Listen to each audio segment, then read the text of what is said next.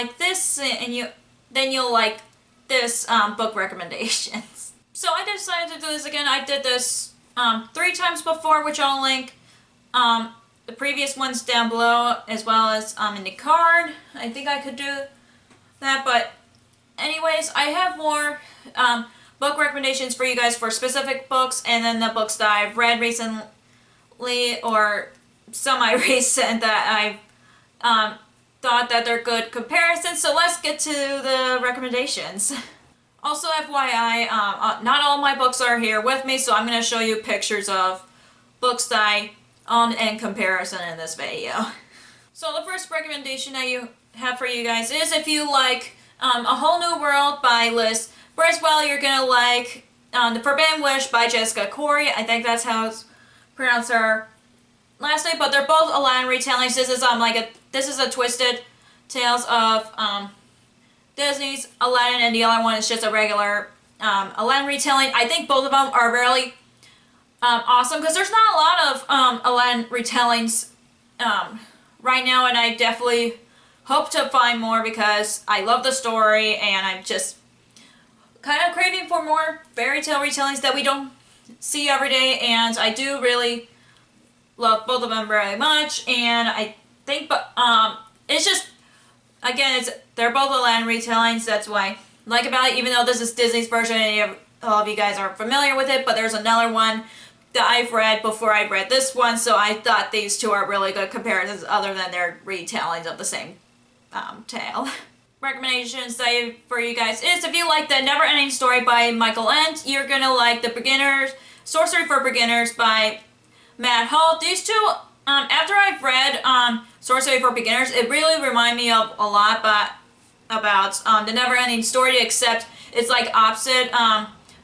The character, I forgot his name in the Neverending Story, he technically stole the book in the story, but in Sorcery for Beginners, Owen actually bought the book called the Sorcery for Beginners. And I do enjoy them both, but like I mentioned in a previous video, Kevin and I don't recommend the audiobook. Yeah, we listened to an audiobook for the Neverending Story together, and it just felt like we're getting a lecture from a professor in college, so that's why we didn't enjoy it. So reading it physically might be a better option. That's just our opinion and my opinion about the audiobook, but I do like them both, and they're both very similar, and I just think anybody should find a book that is kind of similar to the Neverending Story and read the one that I've read at the beginning of this year. And I do enjoy both stories very much, especially when both of the stories are very similar to each other, but not like almost like a parody of that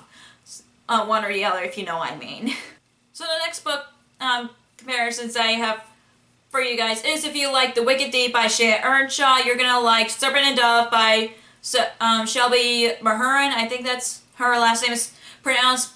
These two books I do like, not just because they both have witches in them, but I also like the dynamics of likable characters, and there's also the stories themselves. Like, yes, they both involve witches, but they're all different stories. Like the Wicked Deep is like a hocus pocus story, while the other one is like its own story with the witch and the witch hunter forced to get married, but the witch hunter doesn't know that he married a witch kind of situation. I know both of them also had mixed reviews. When I first heard about The Wicked Deep, I love the book. I didn't hear about the negative reviews until after, but with Serpent and Dove, I actually know there was mixed reviews on it, but I ended up enjoying it. I'm one of the ones who actually enjoyed it. I know there's a lot of people that don't, but I just think those two are really good stories overall on their own.